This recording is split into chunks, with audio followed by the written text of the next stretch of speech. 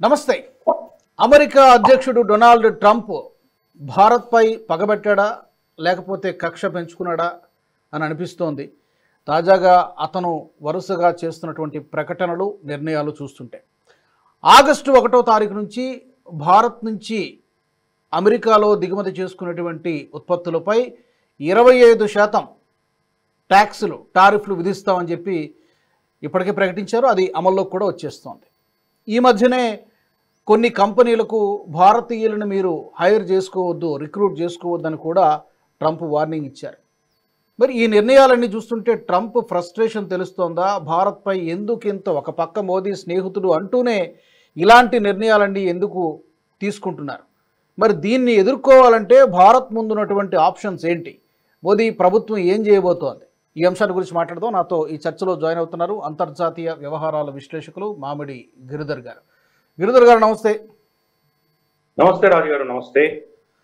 Trump అన్ని విధాలుగా ప్రయత్నం చేస్తున్నట్టు కనబడుతోంది భారత్ని తన దారికి తెచ్చుకోవడానికి. కానీ మాట వినేలా లేరు మన వాళ్ళు కూడా. ఈ మధ్యనే మోదీ గారు ప్రకటన కూడా చేశారు పార్లమెంట్లో.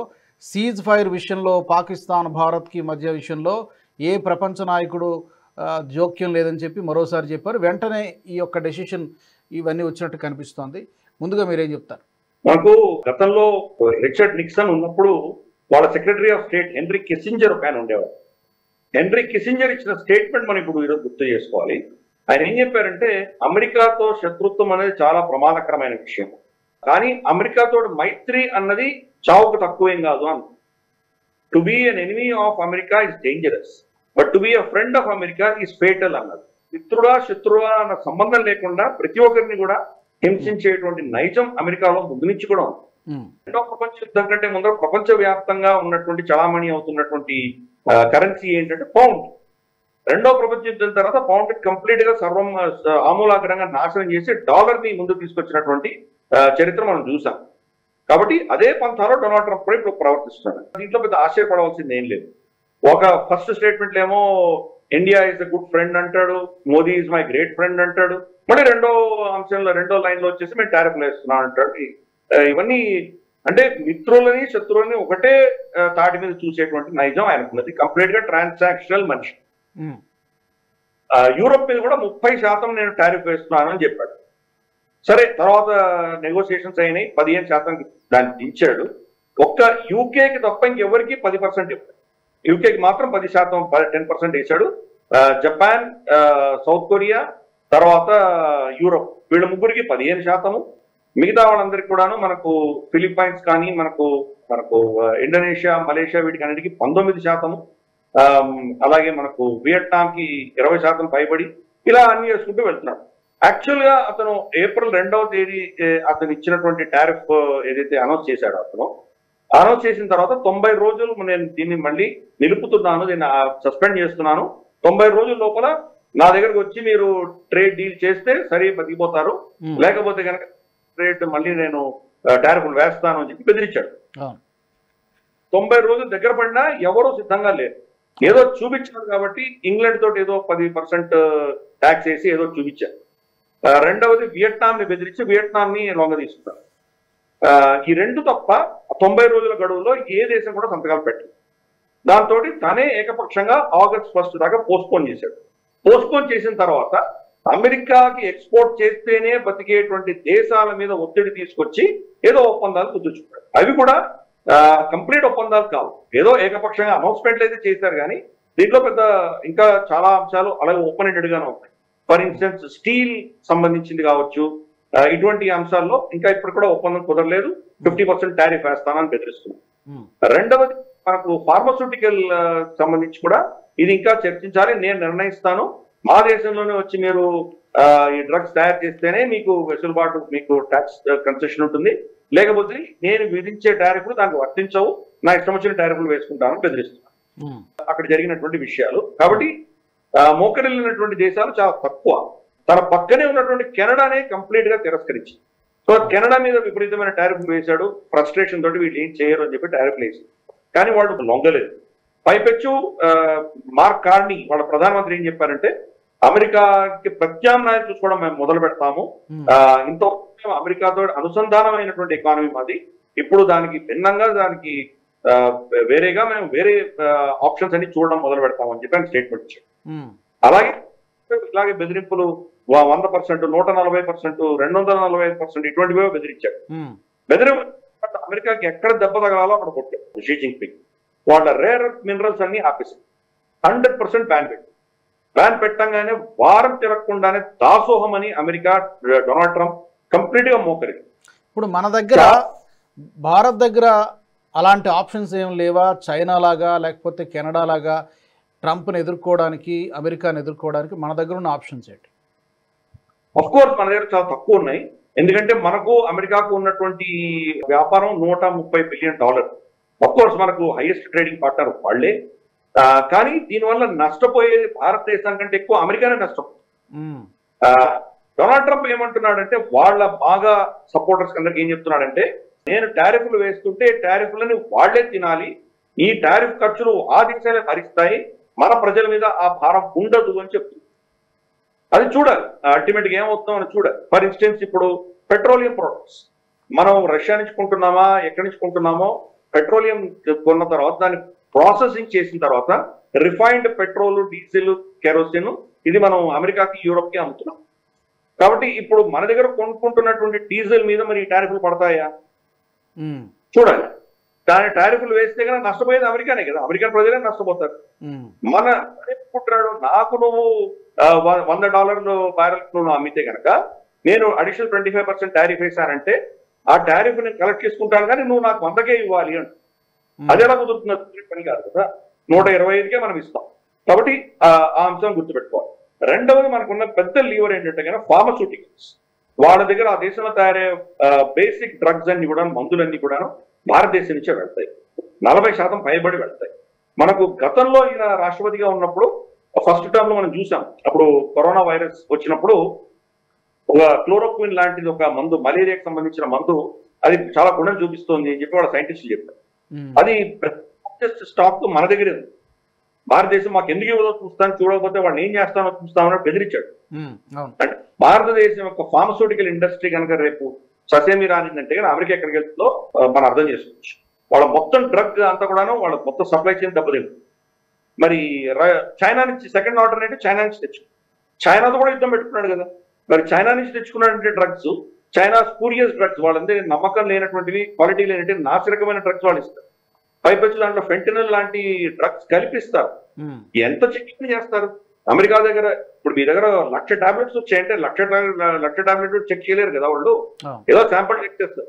కాబట్టి ఇవన్నీ కూడా ఏంటంటే తను అన్నంత సునాయాసంగా, అంత సులభంగా జరిగేటువంటి విషయాలు కావు. మనకు కూడా లీవర్స్ ఉన్నాయి. అలాగే వాళ్ళ డిఫెన్స్ ఇండస్ట్రీ, ఈ రోజు వాళ్ళ లాక్హీడ్ మార్టిన్ కానీ, రైథాన్ కానీ, ఇటువంటి చాలా కంపెనీలు వాళ్ళు ఏవైతే డిఫెన్స్ ఇండస్ట్రీస్ ఉన్నాయో వాళ్ళు సప్లై చైన్ కాంపోనెంట్స్ ని భారతదేశంలో తయారు చేసి వాళ్ళు తీసుకెళ్తారు. మరి దాని మీద టారిఫ్ వేస్తే ఏమవుతుంది? యాపిల్ ఐఫోన్స్ ఈ రోజు చైనా నుంచి భారతదేశానికి షిఫ్ట్ చేసి వీడి మీద టారిఫ్ వేస్తే కనుక వాళ్ళ యాపిల్ ఫోన్స్ అక్కడే వాళ్ళ ధరలే పెరుగుతాయి. అంతకుమించి మనం చేసేది ఏమీ లేదు. కాబట్టి ఓవరాల్ గా చూస్తే కనుక ఇది ఒక బెదిరింపు చర్యగానే మనం చూడాలి. మళ్ళీ ఏదో విధంగా బెదిరించి దొంగ తీసుకునేటువంటి ప్రయత్నం చేస్తాం. గత వారంలో జరిగినటువంటి ఒప్పందాలు అన్ని మనం చూసామంటే టారిఫ్ మాత్రమే చూస్తున్నాం. యూరోప్ లో 15% టారిఫ్ పెట్టాడు అన్నది మాత్రమే మనకు కనిపిస్తోంది. కానీ యూరోప్ ఎక్కడ మోకరిల్లిందంటే కనుక రమారమి $1.2-1.3 ట్రిలియన్ అమెరికాలో పెట్టుబడి, అమెరికాలో మేము ఖర్చు పెడతామని వాళ్ళు చెప్పారు. దాంట్లో $750 బిలియన్ అక్కడి నుంచి మేము ఎనర్జీ కొనుక్కుంటామంట. అంటే వాళ్ళ దగ్గర నుంచి ఆయిల్ కొనాలి అంట. ఆయిల్ కానీ గ్యాస్ కానీ అమెరికా నుంచి కొంటామని చెప్పి యూరోప్ చెప్తుంది. అలాగే ఇంకొక $500-600 బిలియన్ వాళ్ళ దగ్గర నుంచి డిఫెన్స్ ఎక్విప్మెంట్ కొంటాము అంట. ఈ రెండు అంశాలు భారతదేశానికి వ్యతిరేకంగా డొనాల్డ్ ట్రంప్ మాట్లాడిన విషయం మనం చూస్తాం. ఒకటి, మీరు రష్యా నుంచి ఆయిల్ కొంటున్నారా? రెండు, అస్త్రాలు కూడా మీరు రష్యా దగ్గర నుంచి కొంటున్నారు, మా దగ్గర నుంచి కొనట్లేదా? అంటే వాళ్ళ ఫార్మస్యూటికల్, వాళ్ళ డిఫెన్స్, వాళ్ళ ఆయిల్, ఈ 3 సెక్టర్స్ కి వత్తాసు పలుకుతున్నారు. ఈ 3 సెక్టర్స్ లో మనం అది చెప్పినట్టు వినట్లేదు. అందుకని లాబీకి వత్తాసు పలుకుతూ ఈ స్టేట్మెంట్స్ అని ఇచ్చిన విషయం మనం చూస్తాం. రష్యా అన్న పదం ఇంతవరకు ఎత్తలేదు. మరి అతను ప్రెసిడెంట్ అయ్యి ఇప్పుడు ఆల్మోస్ట్ 6 నెలలు అయింది. 6 నెలల్లో ఎప్పుడు రష్యా మాట ఎత్తలేదు. ఇన్ఫాక్ట్ వాళ్ళ అడ్మినిస్ట్రేషన్ ఒప్పుకుంది ఇప్పుడు, వాళ్ళ అప్రూవల్, వాళ్ళ సహాయంతో మనం చేస్తున్నాం. ఎందుకంటే రష్యన్ ఆయిల్, క్రూడ్ ఆయిల్ తీసుకుని ప్రాసెస్ చేసి ఫినిష్డ్ పెట్రోలియం ప్రొడక్ట్స్ మనం అమెరికాకి అమ్ముతున్నాం కదా, అది అమెరికాకి తెలియదా? అమెరికాకి తెలుసు. భారతదేశం లాంటి పెద్ద కన్స్యూమర్ మనం కనుక రష్యా నుంచి తీసుకోకపోతే ప్రపంచంలో చమురు ధరలు $120-130 పెరిగిపోయేటువంటి ప్రమాదం ఉంది. కాబట్టి వాళ్ళకి తెలిసినా కానీ కూడా ఊరుకున్నారు. ఎందుకంటే దీని మీద ఆంక్షలు విధించలేదు. యూరోప్ కూడా కొంటాం 2027 వరకు బహుశా మేము రష్యా నుంచి కొనడం ఆపేసేటువంటి ఒక ఆలోచన మాకుంది అని యూరోప్ చెప్తాం. ఈ రోజు దాకా ఆపలేదు. ఇప్పుడు కూడా ఆయిల్ రష్యా నుంచి కొంటున్నారు. వాళ్ళ గ్యాస్ పైప్ లైన్స్ కట్ చేశారు, అది పేల్ చేశారు, అది వేరే విషయం. కానీ ఆయిల్ ఇప్పుడు కూడా అక్కడి నుంచి వాళ్ళకి చాలా సిగ్నిఫికెంట్ గా, especially eastern and central Europe లో చాలా మటుకు అక్కడి నుంచి వస్తున్నాయి. ఇప్పుడు అమెరికా నుంచి వస్తున్నాయి. రష్యాతో వ్యాపారం చేయడము, రష్యా నుంచి ఆయిల్ కొనుగోలు చేయడము ఒక కారణం, అది ఎప్పటి నుంచో భారత్ చేస్తోంది. రెండోది, ఈ మధ్యకాలంలో మోదీ గారు అమెరికా వెళ్ళినప్పుడు F-35ని మేము అమ్మడానికి సిద్ధంగా ఉన్నాం, మేము ఇచ్చేస్తామని చెప్పినా కూడా దానికి మేము సిద్ధంగా లేము, మాకు అంత ఇంట్రెస్ట్, అంత ఆసక్తి చూపించలేదనేది బ్లూంబెర్గ్లో ఎక్కడ వచ్చింది. అది కూడా ఒక కారణం అయి ఉండొచ్చు. తర్వాత ఈ ఇండియా పాకిస్తాన్ సీజ్ ఫైర్లో ట్రంప్ పాత్ర లేదు అని చెప్పి మన వాళ్ళు పదే చెప్తున్నారు. కానీ తను పదే అతను కూడా క్లెయిమ్ చేసుకుంటున్నాడు. భారత్ నా మాట వినడం లేదు అనేటువంటి ఫ్రస్ట్రేషన్ తోటి ఈ నిర్ణయాలన్నీ కూడా వస్తున్నాయి అనుకోవచ్చు మనం. తప్పకుండా ఆయన అహంకారం బాగా దెబ్బతినింది. ఆయన అహంకారానికి ఆజ్యం పోసే వాళ్లే కావాలి. ఆయన అహంకారాన్ని దెబ్బతినే వాళ్ళకి వ్యతిరేకంగా చాలా చేస్తారు. ఆయన ఎంత చెప్పినా మనం ససేమిరా అన్నాము, మీ ప్రమేయం లేదు అని ముందు నుంచి చెప్తాం. మోదీ గారు కెనడాకి వెళ్ళినప్పుడు అదే చెప్పారు. ఆయన నిన్న పార్లమెంట్ సాక్షిగా అదే చెప్పారు. జయశంకర్ గారు అదే చెప్పారు. మన స్పోక్స్ పర్సన్స్ అదే చెప్పారు.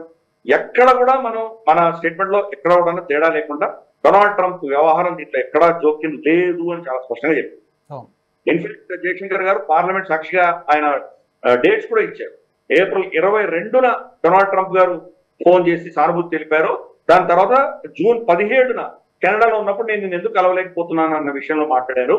ఈ మధ్యలో ఆయన దగ్గర నుంచి ఫోన్ కాల్ రాలేదు అని చాలా స్పష్టంగా చెప్పారు. అలాగే మోదీ గారు కూడా ప్రపంచంలో ఏ నేత కూడా నన్ను ఆపు అని చెప్పి ఎవరు చెప్పలేదు, చాలా స్పష్టంగా చెప్పారు. కాబట్టి అది ఆయన జీర్ణించుకోలేకుండా, ఎందుకంటే అది చాలా పెద్ద సాగు. 2 న్యూక్లియర్ దేశాల మధ్యలో యుద్ధం ఆపడం అనేది చాలా చిన్న విషయం కాదు. కాబట్టి నేనే ఆపాను 20-30 సార్లు చెప్పడం మనం చూసాం. దానికి కొత్తాసు పలకట్టు, దాన్ని మనం తిరస్కరిస్తున్నాం, నిరాకరిస్తున్నాం. అది ఆయనకి ఎగో బాగా దెబ్బది. 2, నేను చెప్పినా కానీ కూడా వీళ్ళు వినట్లేదేంటి, కాబట్టి నేను ఏదో విధంగా వీళ్ళని లొంగ తీసుకోవాలి అన్నటువంటి ఒక దృఢమైనటువంటి ఇష్యూ. ఇందాక నేను చెప్పినట్టు $1.2 ట్రిలియన్ యూరోప్ ఖర్చు పెడుతుంది. జపాన్ కూడా $500 బిలియన్ ఇన్వెస్ట్ చేస్తామని చెప్తుంది. అలాగే మిగతా దేశాలు కూడా, మలేషియా కూడాను వాళ్ళ దగ్గర బోయింగ్స్ అవి కొంటామంటారు. సో ఇండోనేషియా కూడా. సో ఇవన్నీ కూడా ప్రతి దేశం అమెరికాలో 500, 400, 1000 అంటే ఒక $1 ట్రిలియన్ ఇవన్నీ ఇన్వెస్ట్ చేస్తామని చెప్తున్నారు. భారతదేశం చెప్పడం. అందుకని భారతదేశం నుంచి కూడా మేము $500 బిలియన్ ఇన్వెస్ట్ చేస్తామని చెప్తే కనుక అప్పుడు చూడు నేను వాళ్ళని కూడా తల ఉంచాను అని చెప్పుకోగలిగినటువంటి ఒక పరిస్థితి. ఆ ఛాన్స్ మనం ఇవ్వట్లేదు. మన అవసరాలు చాలా స్పష్టంగా మేము ప్రొటెక్ట్ చేసుకుంటామని చెప్తున్నాం. నిన్న రాత్రి వచ్చినటువంటి మన అఫీషియల్ స్టేట్మెంట్ లో కూడా చాలా స్పష్టంగా చెప్పాం. మన రైతులు కానీ, మన సన్నకారు వ్యాపారవేత్తలు కానీ, ఎంఎస్ఎంఈలు కానీ వీళ్ళ ఒక ఇంట్రెస్ట్ ని కాపాడుకునే దిశగానే మా చర్చలు ఉంటాయి అని చాలా స్పష్టంగా చెప్పారు. అంటే దాంట్లో కాంప్రమైజ్ అయ్యేటువంటి సమస్య. సరే, ఇక్కడ ఆపోజిషన్ ఏం చేసినా కానీ వాళ్ళు ఏదో విధంగా మోదీ గారిని తిట్టేటువంటి ప్రయత్నం మనం చూసాం.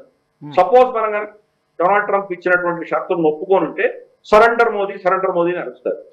లేదంటే కనుక మహువా మొయిత్రీ ఈ రోజు ట్వీట్ చేసింది కదా, చాలా ఘన విజయం మోదీకి ఇది అని చెప్పి ఆవిడ చెప్పుకోవాలి. అంటే నువ్వు పూసుకొని తిరిగావు కదా, ఏదో హౌడీ మోడీ అని ఇంకేదో ఇట్లాంటి ర్యాలీలు అన్ని పెట్టి ఇద్దరు కౌగులించుకున్నారు కదా, దానివల్ల నీకు ఏం వచ్చింది, ఇదే వచ్చింది నీకు, ఇది మొత్తం ఫెయిల్యూర్ అంట. అంటే చేస్తే కూడా తప్పే, చేయకపోయినా తప్ప, ఇది వచ్చింది.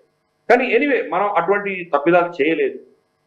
రాహుల్ గాంధీ యాక్చువల్ గా పార్లమెంట్ సాక్షిగా ఏమన్నారు, డొనాల్డ్ ట్రంప్ ఒక అబద్ధాలు చెప్పేటువంటి వ్యక్తి, ఒక లయర్ అని చెప్పి నువ్వు చెప్పు, ఇక్కడ దమ్ములు ఉంటే ఇందిరాగాంధీకి ఉన్న శక్తిలో 50% ఉన్నా కానీ నువ్వు అతను అబద్ధాలు చెప్పేటువంటి వ్యక్తి అని చెప్పి నువ్వు ఇక్కడ అనౌన్స్ చేయి పార్లమెంట్ గా అని చెప్పి అదే పనిగా ఒక స్టేట్మెంట్ ఇచ్చారు రాహుల్ గాంధీ. చూసాం. మోదీ గారు కనుక అవును డొనాల్డ్ ట్రంప్ అబద్ధాలు చెప్పాడు అని చెప్పుకుంటే కనుక 25% కాదు, బహుశా 250% వేసి ఉండేవాడు. దాన్ని ఏదో విధంగా మనం టచ్ చేస్తే కనుక భారతదేశానికి నష్టం వస్తుంది. భారతదేశానికి నష్టం వచ్చినా పర్వాలేదు, మోదీని కించపరిచి చూపించాలి, మోదీని ఓడిపోయినట్టు చూపించాలి అన్నటువంటి ఆలోచనే వీళ్ళకు అపోజిషన్ లో కనిపిస్తుంది. డెడ్ ఎకానమీస్ అని చెప్పి ట్వీట్ చేశాడు డొనాల్డ్ ట్రంప్. రష్యాను తర్వాత భారతదేశం రెండు బోత్ ఆర్ డెడ్ ఎకానమీస్ అని చెప్పి ఆయన ట్వీట్ చేశాడు. ఐ డోంట్ కేర్ అన్నాడు. సెంటెన్స్ రెండవ సెంటెన్స్ లో బోత్ ఎకానమీస్ ఆర్ డెడ్ అని ఆ స్టేట్మెంట్ రాహుల్ గాంధీ చూడు అవును కరెక్ట్, డొనాల్డ్ ట్రంప్ చాలా కరెక్ట్ గా చెప్పాడు, భారత ఎకానమీ మొత్తం చచ్చిపోయింది అని. అంటే యూపీఏ హయాంలో 10వ స్థానంలో ఉన్నటువంటి దేశం ఈరోజు 4వ స్థానంలోకి వచ్చింది. అది నిజంగా డెడ్ అది అంటే రాహుల్ గాంధీ లాంటి అపోజిషన్ లీడర్స్ ఎవరికి ఒత్తాసు పలుకుతున్నారో అర్థం చేసుకోవచ్చు, ఎవరి ఇంటి తీసుకెళ్తారో చూడొచ్చు.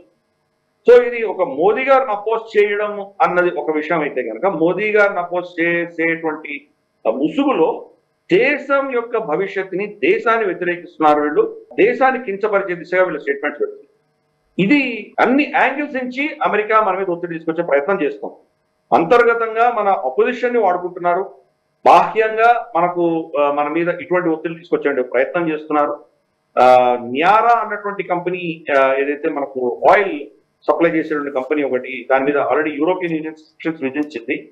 దాని మీద శాంక్షన్స్ విధిస్తే మైక్రోసాఫ్ట్ కంపెనీ వాళ్ళకు ఇచ్చే సేవలను ఆపేసింది, కోర్టుకెళ్ళి. మైక్రోసాఫ్ట్ భారతదేశంలో భారత ప్రభుత్వం వాళ్ళ మీదే ఆంక్షలు విధించలేదు కదా, ఎక్కడో యూరోప్ విధిస్తే మైక్రోసాఫ్ట్ భారతదేశం, మైక్రోసాఫ్ట్ ఇండియా వాళ్ళ సర్వీస్ ఎలా ఆపగలుగుతున్నది? వాళ్ళు కోర్టుకి వెళ్ళంగానే ఇమ్మీడియట్ గా భయపడి మైక్రోసాఫ్ట్ మళ్ళీ సర్వీసెస్ రిస్టోర్ చేసి, అంటే ఇటువంటి అమెరికన్ కంపెనీలను కూడా మనకు వ్యతిరేకంగా వాడుకునేటువంటి ప్రయత్నం జరగబోతుంది.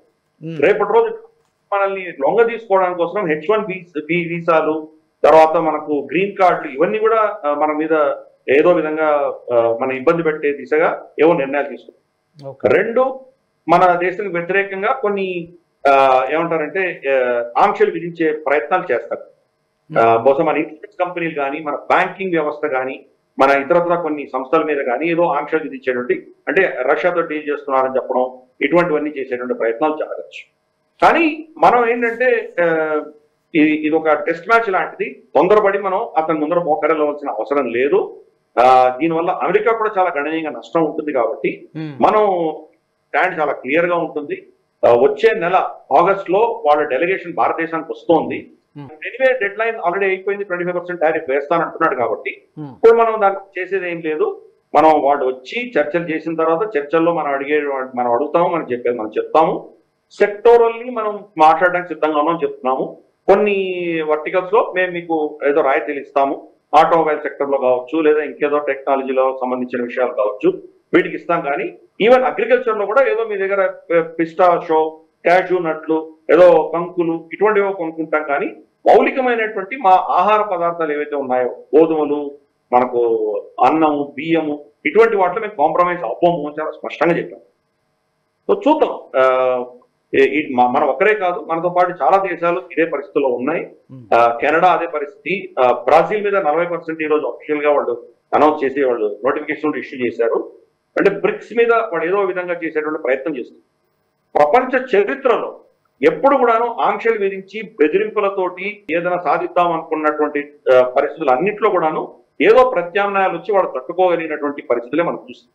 మన దేశం మీద ఎన్నో ఆంక్షలు విధించారు. మన న్యూక్లియర్ అటాక్ చేసినప్పుడు, న్యూక్లియర్ టెస్ట్ చేసినప్పుడు కావచ్చు, ఇతరత్ర చాలా అంశాల్లో మనకు వ్యతిరేకంగా చాలా ఆంక్షలు విధించారు. అన్ని తట్టుకోగలిగాము. కాబట్టి ఈ తాటాకు చెప్పడానికి బెదిరేటువంటి దేశం భారతదేశం కాదు.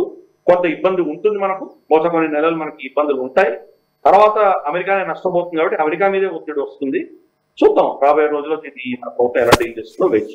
అలాగే మన భారత్కు చెందినటువంటి ఒక 6 కంపెనీల పైన కూడా ఆంక్షలు విధించినట్టుగా మనకు వార్తలు వచ్చాయి. Kanson polymers, all chemical solutions, Ramanik Lales Gosali, ఇలాంటి కొన్ని, జూపిటర్ డైకెమ్ ప్రైవేట్ లిమిటెడ్, ఇలాంటి కొన్ని కంపెనీస్, ఒక 6 కంపెనీల మీద కూడా ఆంక్షలు విధించినట్టుగా వార్తలు చూసాం. I think it's fact.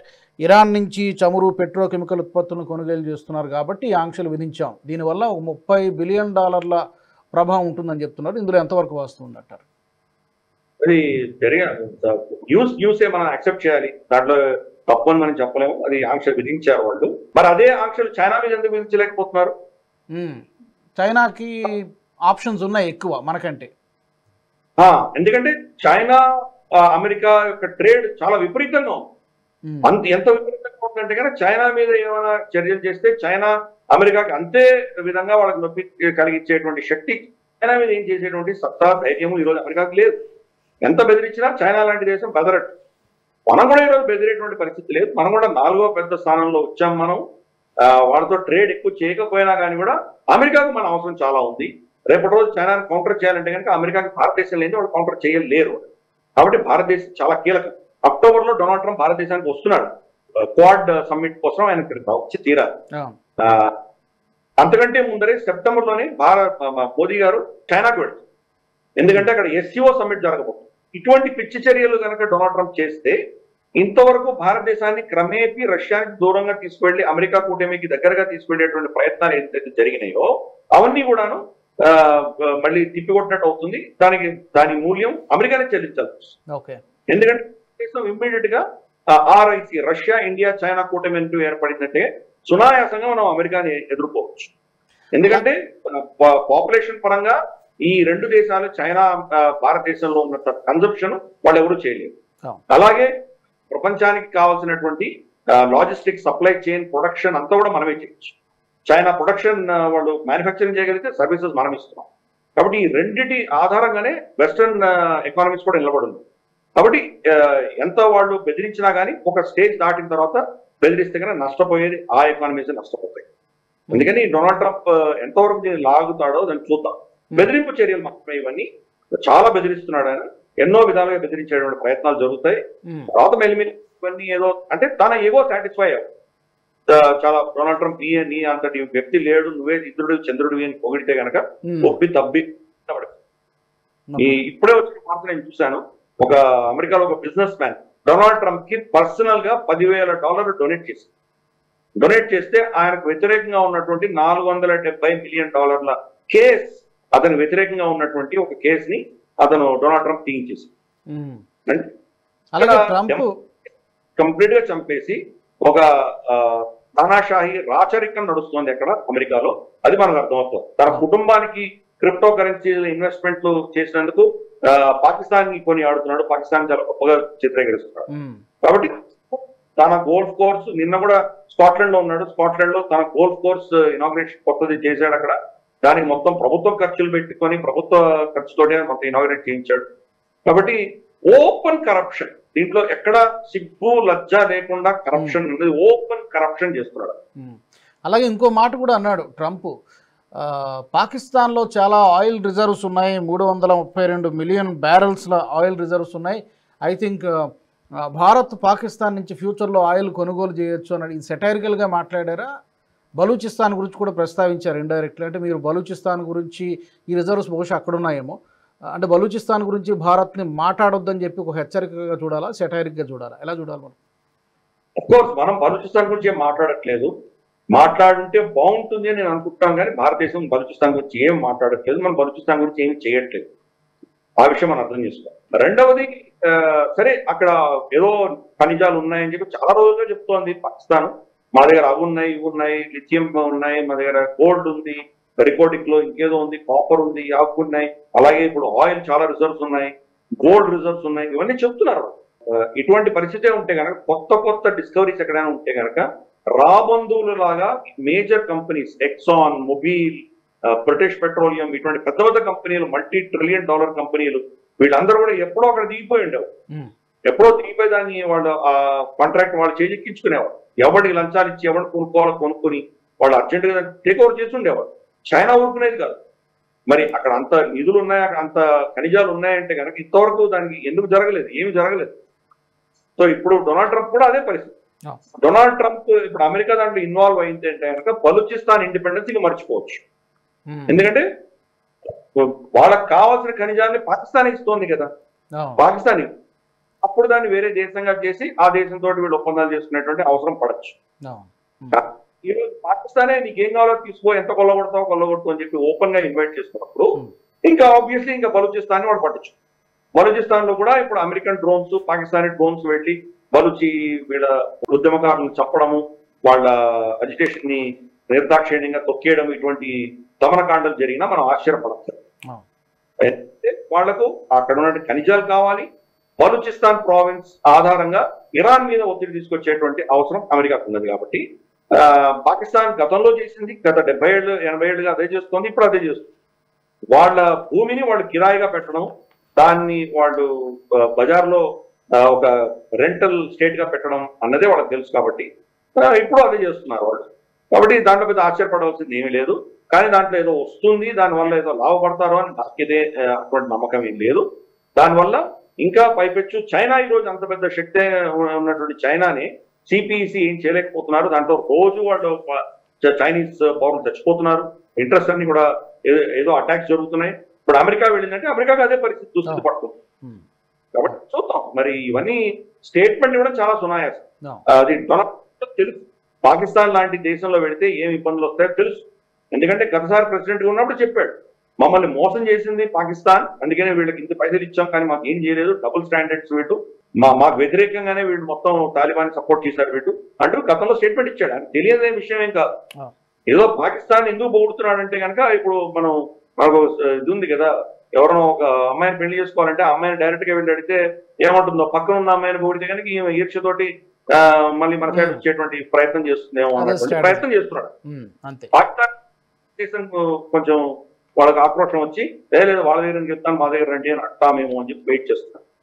కానీ మోదీ గారు ఆయన 11 సంవత్సరాలు ప్రధానమంత్రిగా, అంతకంటే 3 టర్మ్స్ గుజరాత్ చీఫ్ మినిస్టర్ గా, ఒక బనియా గుజరాత్ నుంచి వచ్చినటువంటి వ్యక్తి, ఇటువంటి వాళ్ళని ఆయన ఎంతమందిని చూసుంటాడు. కొంత మనకి ఇబ్బంది వచ్చినా కానీ కూడా దాన్ని తట్టుకునే శక్తి మనలో ఉన్నది.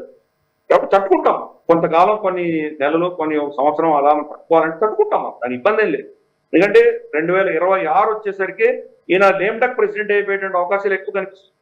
ఆయన సెనెట్ లో కానీ కాంగ్రెస్ లో కానీ ఈయన మెజారిటీ పడిపోయేటువంటి ప్రమాదాలు ఎక్కువ ఉన్నాయి. అప్పుడు ఈ శక్తి లేనటువంటి ప్రెసిడెంట్ అయ్యేటువంటి సూచనలు కనిపిస్తున్నాయి. రెండవది, అమెరికాలోనే ఈయన టారిఫ్లకు వ్యతిరేకంగా కేసులు రావు. ఎందుకు? టారిఫ్లు విధించేటువంటి అధికారం వాళ్ళ కాంగ్రెస్ కి, వాళ్ళ పార్లమెంట్ కే ఉన్నది. ప్రెసిడెంట్ కి లేవు ఆ పవర్స్. కానీ ఈయన ఏం చేశాడంటే, ప్రెసిడెంట్ అవ్వగానే ఎకనామిక్ ఎమర్జెన్సీ డిక్లేర్ చేస్తున్నాను అని చెప్పి డిక్లేర్ చేశాడు. ఎమర్జెన్సీలో ఆఫ్ కోర్స్ ప్రెసిడెంట్ దగ్గర పవర్స్ ఉంటాయి. ఎకనామిక్ ఎమర్జెన్సీ అసలు ఎక్కడ ఉంది అని చెప్పేసి దాన్ని ఛాలెంజ్ అయిపోతున్నారు కోర్టులో. అది ఛాలెంజ్ చేసి కనుక సుప్రీంకోర్టులో అది కనుక గెలవగలిగితే ఈయన చేసే టారిఫ్ వార్లు అన్ని కూడా తుడుచుకోట్టుకుపోతాయి. అందుకని చూద్దాం రాబోయే రోజుల్లో ఇవన్నీ కూడా మనం ఒక లాంగ్ టర్మ్ గేమ్ ఆడతాం. మనం కొన్ని ఇచ్చిపుచ్చుకోవడాలన్నీ ఉంటాయి, ఇవ్వాలి తప్పదు కొంత. కానీ ఎక్కడ మన ఇంట్రెస్ట్ ఉంటాయో కాపాడుకునే దిశగా మనం ప్రయత్నం చేస్తాం. F-35 మన పరిస్థితి ఏంటో చూసాం మనం. మన ట్రివాండ్రం ఎయిర్పోర్ట్ లో 5 వారాలు పడుతుంది. ప్లస్ పైపెచ్చి ఈ రోజే మనకు వచ్చిన ఇన్ఫర్మేషన్ అంటే ఇటువంటిదే ఇంకొక ఎయిర్ క్రాఫ్ట్, ఒక నేవల్ వర్షన్ ఆఫ్ F-35 కూలిపోయి దాంట్లో పైలట్ ఎజెక్ట్ అయ్యి మొత్తం క్రాష్ అయిపోయి. కాబట్టి ఇటువంటి చాలా జరిగినాయి. అది చాలా కాస్ట్లీ ఎక్విప్మెంట్. అది దానికి ఉన్న టెక్నాలజీ, దానికి కావాల్సిన మెయింటెనెన్స్ అవంతా కూడా మన చేతికి మనం చేయలేము, భారతదేశం చేయలేదు. వాళ్ళ మనుషులే వచ్చి కూర్చోవాలి. మొత్తం దాని మెయింటెనెన్స్, దాని స్పేర్ పార్ట్స్ వాళ్ళే రిపేర్ చేస్తారు. మన వాళ్ళు టచ్ కూడా చేయడానికి వీల్లేదు. అందుకనే దాన్ని ఇక్కడ హ్యాంగర్ ఇస్తామంటే కూడా వాళ్ళు ఒప్పుకోలేదు. ఆకాశంలోనే శాటిలైట్ చూడాలి అని చెప్పారు వాళ్ళు. భారతదేశం ఎక్కడ కొట్టేస్తుందని భయపడ్డారు. కాబట్టి అటువంటి ఒక తెల్ల ఏనుగు మనం కొనుక్కోవాల్సిన అవసరం మనకి ఏం లేదు. అది కాబట్టి చూద్దాం. అఫ్కోర్స్ F-35 ఎప్పుడు కొనము. ఎందుకంటే ఆ టెక్నాలజీ తీసుకున్నామంటే మన దగ్గర ఉన్నటువంటి రష్యన్ ఎక్విప్మెంట్ దాంతో మాట్లాడడానికి వీల్లేదు. ఈ ఇంటిగ్రేషన్ జరగనప్పుడు అది ఒకలా ప్రవర్తిస్తుంది, మనం ఇంకోలా, మిగతా సుఖాయిలు ఇవన్నీ వేరేలా ప్రవర్తిస్తే కనుక ఒకరినొకరు షూట్ చేసుకునేటువంటి ప్రమాదమే ఉంటుంది ఫ్యూచర్ లో.